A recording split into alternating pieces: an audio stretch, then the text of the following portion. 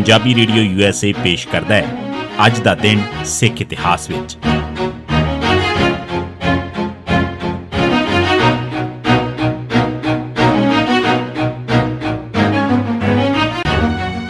ਸਿੱਖ ਇਤਿਹਾਸ ਦੀਆਂ ਘਟਨਾਵਾਂ 'ਚ 1 ਫਰਵਰੀ ਦਾ ਦਿਨ 1926 ਮਾਫ਼ੀ ਮੰਗ ਕੇ ਰਿਹਾ ਹੋਣ ਵਾਲੇ ਲੀਡਰ ਦੇ ਸ਼੍ਰੋਮਣੀ ਕਮੇਟੀ ਦਾ ਪ੍ਰਧਾਨ ਬਣਨ ਤੇ ਊਧਮ ਸਿੰਘ ਨਾਗੋਕੇ ਦਾ ਅਕਾਲ ਤਖ਼ਤ ਸਾਹਿਬ ਦੇ ਮੁੱਖ ਸੇਵਾਦਾਰ ਵਜੋਂ ਅਸਤੀਫਾ। 9 ਜੁਲਾਈ 1925 ਨੂੰ ਗਵਰਨਰ ਪੰਜਾਬ ਨੇ ਕੌਂਸਲ 'ਚ ਗੁਰਦੁਆਰਾ ਬਿੱਲ ਪਾਸ ਕਰਨ ਦਾ ਐਲਾਨ ਕੀਤਾ ਕਿ ਜੋ ਅਕਾਲੀ ਇਸ ਗੁਰਦੁਆਰਾ ਬਿੱਲ ਨੂੰ ਮਨਜ਼ੂਰ ਕਰ ਲੈਣਗੇ ਤੇ ਇਸ ਤੇ ਅਮਲ ਕਰਨ ਦਾ ਭਰੋਸਾ ਦਿਵਾਉਣਗੇ, ਉਹਨਾਂ ਨੂੰ ਰਿਹਾ ਕਰ ਦਿੱਤਾ ਜਾਵੇਗਾ। ਇਸ ਨਾਲ ਜੇਲ੍ਹਾਂ 'ਚ ਕੈਦ ਅਕਾਲੀ 2 ਧੜਿਆਂ 'ਚ ਵੰਡੇ ਗਏ।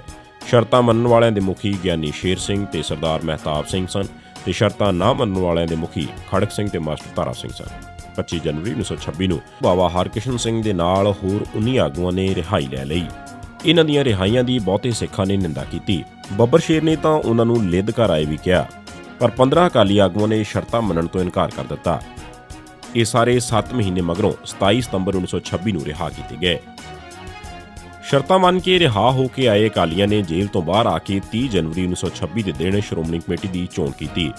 ਚੋਣ 'ਚ ਸਰਦਾਰ ਮਹਿਤਾਬ ਸਿੰਘ 77 ਵੋਟਾਂ ਲੈ ਕੇ ਭਾਗ ਸਿੰਘ ਕੈਨੇਡੀਅਨ ਦੀਆਂ 44 ਵੋਟਾਂ ਦੇ ਮੁਕਾਬਲੇ ਪ੍ਰਧਾਨ ਚੁਣੇ ਗਏ।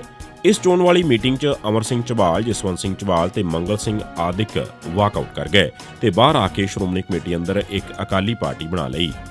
ਮਾਫੀ ਮੰਗੂ ਪ੍ਰਧਾਨ ਚੁਣੇ ਜਾਣ ਖਿਲਾਫ ਰੋਸ ਵਜੋਂ ਸਰਦਾਰ ਊਧਮ ਸਿੰਘ ਨਾਗੋਕੇ ਨੇ ਅਕਾਲ ਤਖ਼ਤ ਸਾਹਿਬ ਦੇ ਮੁੱਖ ਸੇਵਾਦਾਰ ਵਜੋਂ ਅਸਤੀਫਾ ਦੇ ਦਿੱਤਾ।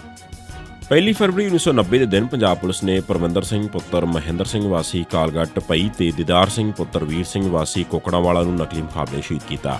1 ਫਰਵਰੀ 1991 ਦੇ ਦਿਨ ਦਰਬਾਰ ਸਿੰਘ ਪੁੱਤਰ ਇੰਦਰ ਸਿੰਘ ਵਾਸੀ ਮੁੱਠੀਆਂਵਾਲਾ, ਦਰਬਾਰਾ ਸਿੰਘ ਉਰਫ ਮੰਤਰੀ ਵਾਸੀ ਵੜਿੰਗ ਸੂਬਾ ਸਿੰਘ ਤੇ ਮੋਹਨ ਸਿੰਘ ਗਾਂਧੀ ਵਾਸੀ ਖਾਨਪੁਰ ਰੋਪੜ ਨੂੰ ਪੁਲਿਸ ਨੇ ਨਕਲੀ ਮੁਕਾਬਲੇ ਸ਼ਹੀਦ ਕੀਤਾ।